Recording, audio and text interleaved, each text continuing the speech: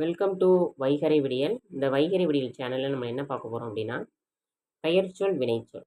சொற்களில் 4 வகையாக பிரிக்கலாம். அவை என்னென்ன அப்படின்னா, பெயர்ச்சொல், வினைச்சொல், இடைச்சொல், உரிச்சொல். பெயர்ச்சொல், வினைச்சொல், இடைச்சொல், உரிச்சொல். இப்போ பெயர்ச்சொல்லையும் வினைச்சொல்லையும் பார்ப்போமா? பெயர்ச்சொல்லுக்கும் வினைச்சொல்லுக்கும் வெரி சிம்பிள். பெயரை குறிக்கும் சொல் பெயர்ச்சொல், வினையை குறிக்கும் சொல் வினைச்சொல். பெயரை குறிக்கக்கூடிய சொல் பெயர்ச்சொல், வினையை குறிக்கக்கூடிய சொல் வினைச்சொல். இவ்வளோதான் நீ தெரிஞ்சுக்க வேண்டியது. இப்போ ஒரு எடுத்துக்காட்டு பார்த்தா உங்களுக்கு ஈஸியாக புரியும். பூனை எலியை பிடித்தது, கொக்கு உருமின் கண்டு கொத்தியது, காலையில் எழுதல் சால நலம் பயக்கும், எல்லாருக்கு ஈதல் நனிச்சுரந்தது, அவன் திருச்சியில் வாழ்கிறான். இது என்னது?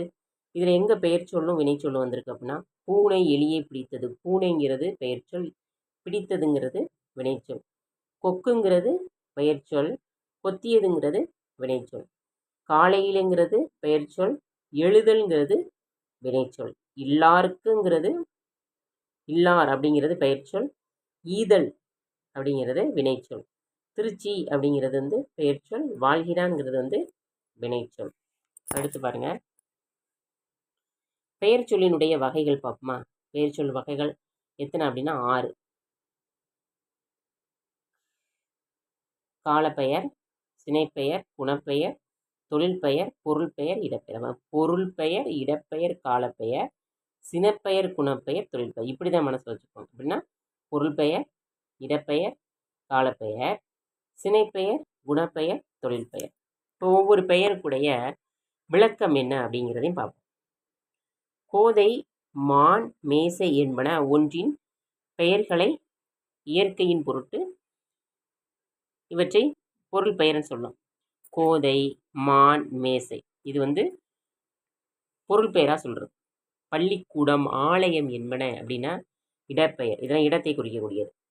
காலை, தை, காலத்தை குறிப்பன அப்படின்பவை என்னது? காலப்பெயர். காலை, தை, தை மாதத்தை குறிக்கக்கூடியது, காலை நேரத்தை குறிக்கக்கூடியது என்ன அப்படின்னா காலப்பெயர். அடுத்து கண், கிளை என்பன பொருளின் உறுப்புகள், சினைப்பெயர் சொல்லுவோமா? இப்போ சினைப்பெயர்னா என்ன அப்படின்னா நம்மளுக்கு ஈஸியாக புரிஞ்சுக்கிறது அப்படின்னா நம்ம உடம்பு உறுப்புகள். அதே மாதிரி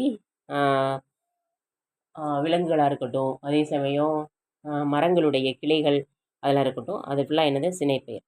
அது பாருங்கள், வட்டம், கருமை என்பது பண்பு பெயர். ஒரு பொருளினுடைய பண்பை குறிக்கக்கூடியது என்ன அப்படின்னா வட்டம், கருமை, அதனுடைய பண்புகள் குறிக்கக்கூடியது. அதே மாதிரி தொழில் சொன்ன ஓடுதல், ஆடுதல், பாடுதல், அந்த தொழில் பெயர்னால் என்ன உங்களுக்கு ஈஸியாக சொல்லக்கூடியது. நம்ம தள்ளுன்னு கடைசியாக வந்துச்சு அப்படின்னா அதுக்கு பேர் தொழில் பெயர் அப்படின்ட்டு சொல்கிறோம். தொழில் பெயர். அடுத்து பாருங்கள்,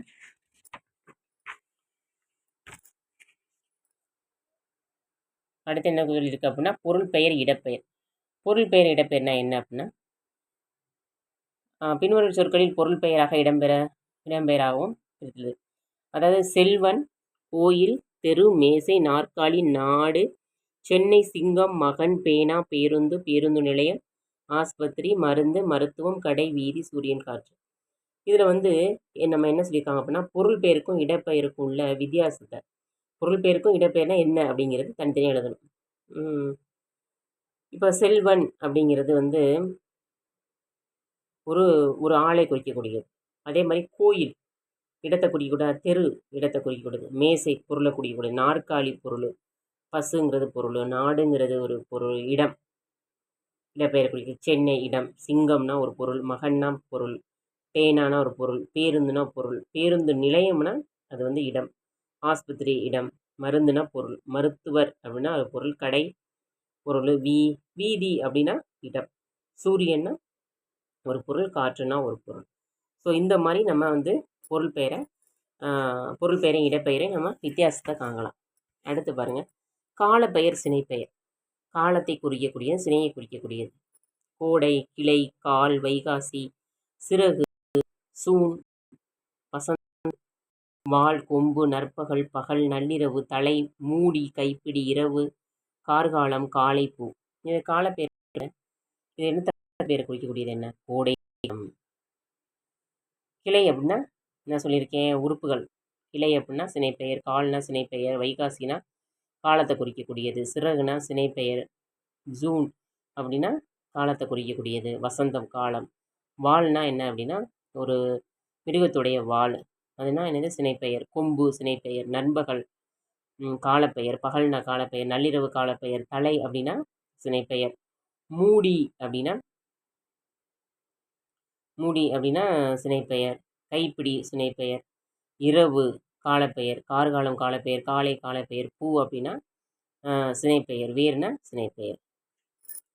அடுத்து பாருங்க, அடுத்து இதையும் பார்த்துருவோம். பண்பு பெயரும் குணப்பெயரும் சொல்லியிருக்காங்க. ஒரு பொருளுடைய பண்பு உண்மை, படித்தல், ஆடுதல், சிவப்பு, வட்டம், எழுதல், கருமை, வெண்மை, பெருமை, சிறுமை, உழுதல், செலவு, படிப்பு, சதுரம், வருகை, நினைத்தல், ஓடுதல், நல்லவன், மஞ்சள், இனிமை. இதில் பாருங்கள், இதில் என்ன பண்பு பெயர் குறிக்கிறது?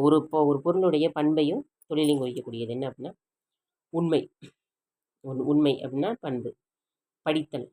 படித்தல், நான் சொல் தள்ளு கடைசியாக வரும். தள்ளு, ஆடுதல், படித்தல், எழுதல் அப்படிங்கிறது வந்தாவே தொழில் பெயர். ஓடுதல், சிவப்பு, வட்டம், கருமை, வெண்மை, பெருமை, சிறுமை, உழுதல்ங்கிற தொழில் பெயர். இதெல்லாம் வந்து பண்பு பெயர். செலவு, படிப்பு, சதுரம், வருகை, நினைத்தல் இதெல்லாம் வந்து பண்பு பெயர். நல்லவன் பண்பு பெயர். ஓடுதல் தொழில் பெயர். மஞ்சள் பண்பு பெயர். இனிமை பண்பு பெயர். ஓகேவா? இந்த மாதிரி பெயர்களில் வந்து நம்மளுக்கு குறிப்பிடப்பட்டிருக்கு. இதை வந்து உங்களுக்கு தெளிவாக புரிஞ்சிருக்குன்னு நினைக்கிறேன்.